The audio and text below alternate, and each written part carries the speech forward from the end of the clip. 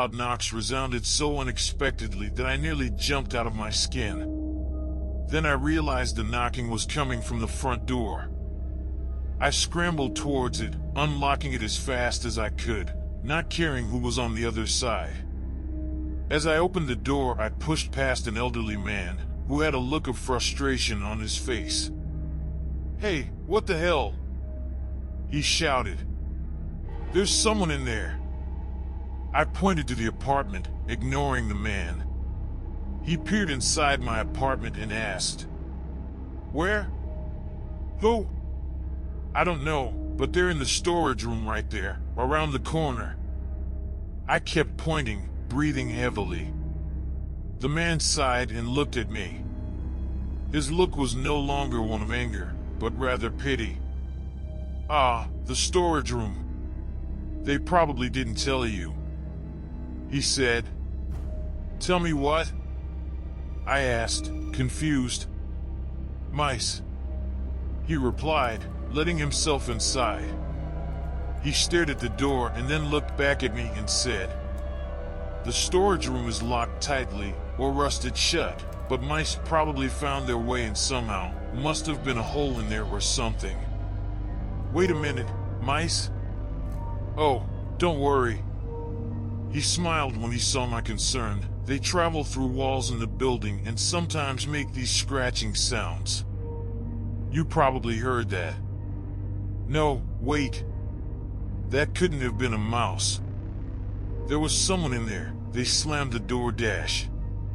"Mice," he interrupted me, "they can get really big. They can't get into your apartment since the walls are really good, but they do live in walls. If you're really afraid, you should get a cat." "I'm not afraid of mice," I remarked angrily. He raised his hands in a giving up stance. "Sorry, meant no offense. Anyway, I came to see what was going on since I heard you pacing around the apartment. I live below and it's really loud, so could you maybe keep it down a little bit at this hour?" I opened my mouth, ready to argue, but wanted to get the conversation over with as soon as possible. I apologized for waking him up and he left my apartment. "I'm Vincent, by the way," he said. "Nathan," I replied. "You have a good night, Nate." He waved me off and left. The following day, I called a door repair service, not caring about the potential damage that would need to be caused to the walls. Hell, I was even ready to pay for the whole thing myself, so long as the door just got taken off. The repair guy came shortly after, carrying a toolbox with him. "Hi, you called about the stuck door?" he asked formally. "Yeah, right this way." I let him in and showed him the way. He put his toolbox down and tried the knob. He tried pushing the door a few times. "Yeah, it won't budge," I said. "It might be stuck in one or more places." "Let me check." He pulled out a piece of paper out of the toolbox and stuck it between the door and frame, running it around. "All right, door doesn't seem to be stuck anywhere," he said, putting the paper down. "I may have to pry it open." "Whatever you need to do, man. Listen, I'll be working my room while you're doing that, but can I interest you in coffee or something?" "Nah, I'm good.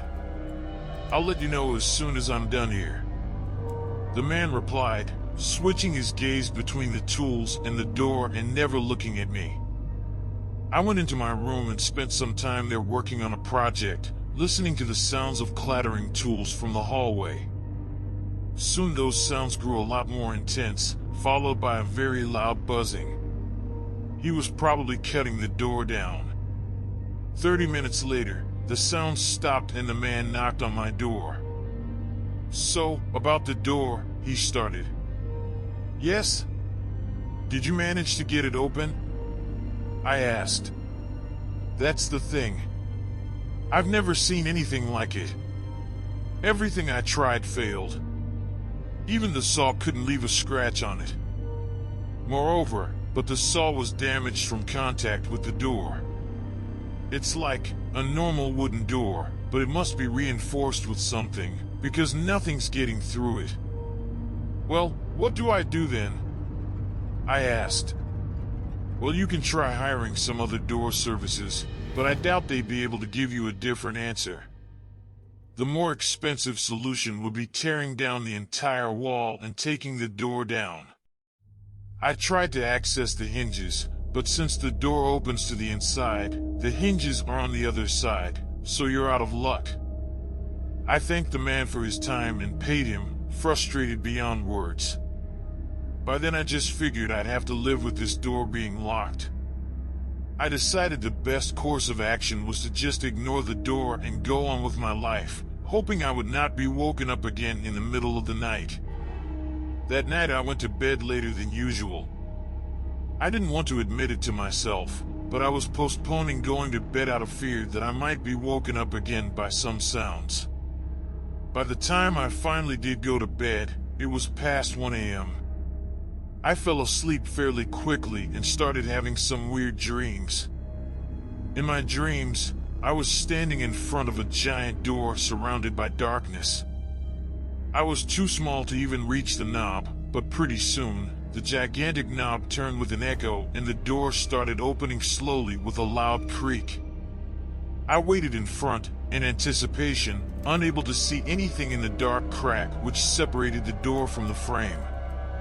And then, two bony hands emerged from the dark and grasped the edge of the door.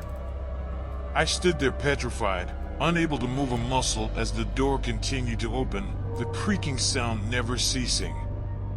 And then just as someone or something was about to peek out of the corner of the door, I woke up abruptly. I was drenched in cold sweat and just stared into nothingness as I processed where I was and what I had just seen. I glanced at my phone. It was 3:20 a.m. Feeling like I was not in control of my own body, I got out of bed and walked over to the door. I opened it and went down the hallway, approaching the storage room. What I saw made me stop in my tracks. The door was wide open, extending into a long, dark hallway.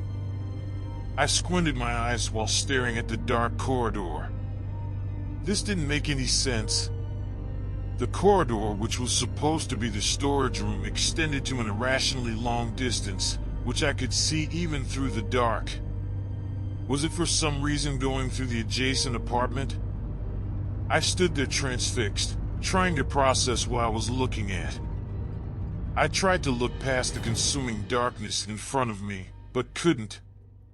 The corridor instilled an irresistible urge in me to come closer, explore it. But I couldn't will my body to take another step. As I stood there, I thought I heard creaks echoing in the distance, faintly, but enough for me to discern what it was. More doors in there, perhaps.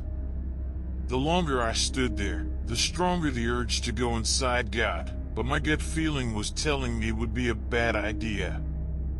I glanced at my watch and realized it was 3:35 a.m. Realizing that I had been standing there for the past 15 minutes broke me out of my trance, and I took a step forward, grabbing the doorknob.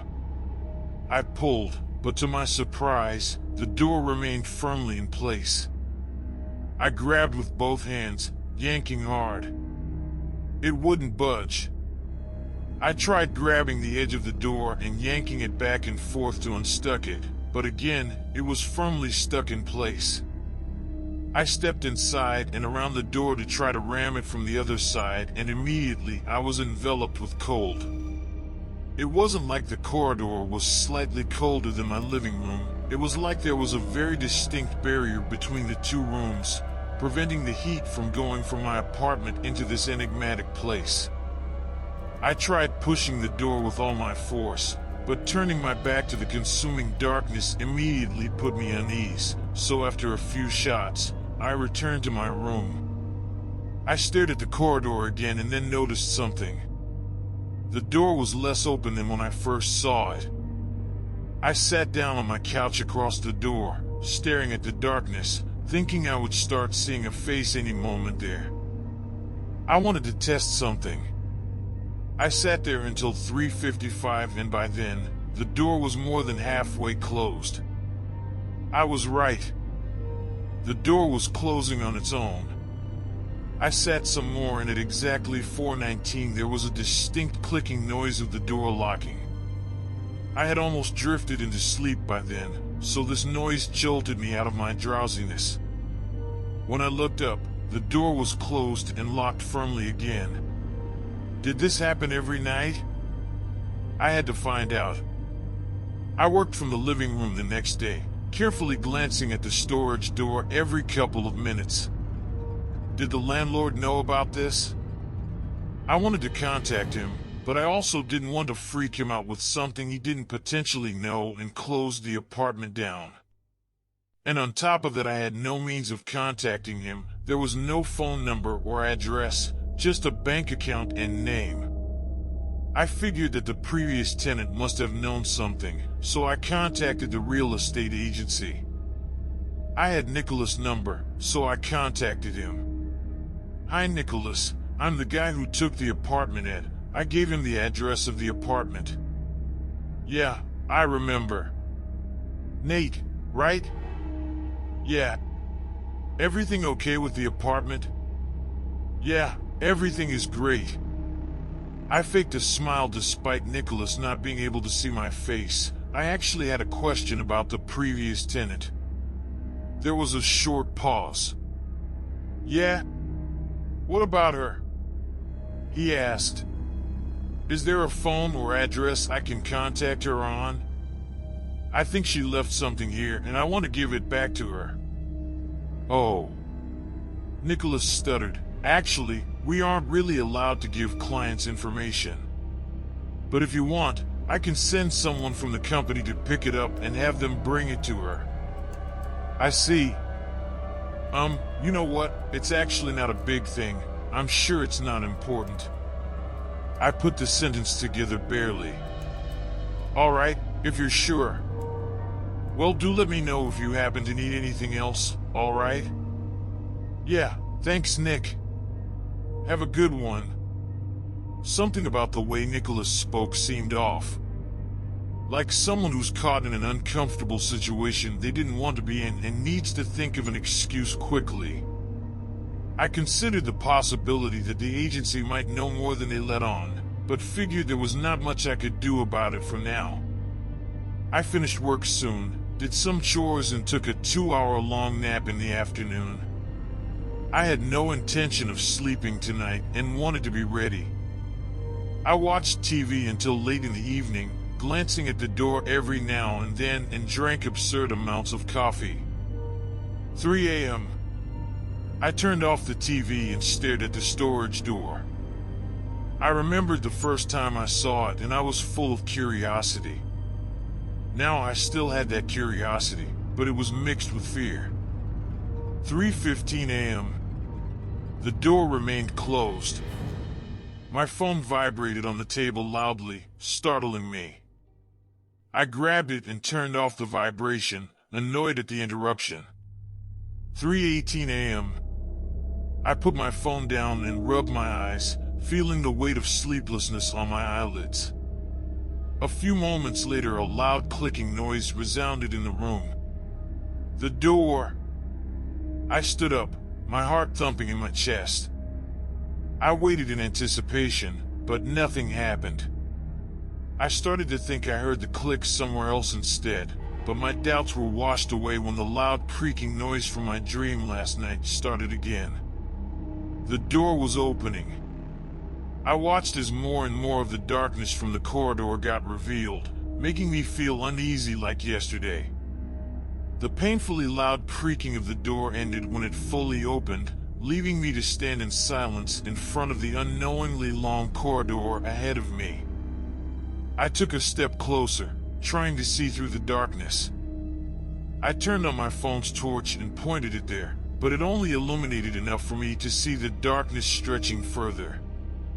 It was definitely extending farther than a typical storage room. I wanted to step inside, but fear and rational thinking prevented me from doing so. I didn't know where this thing took and how far it went.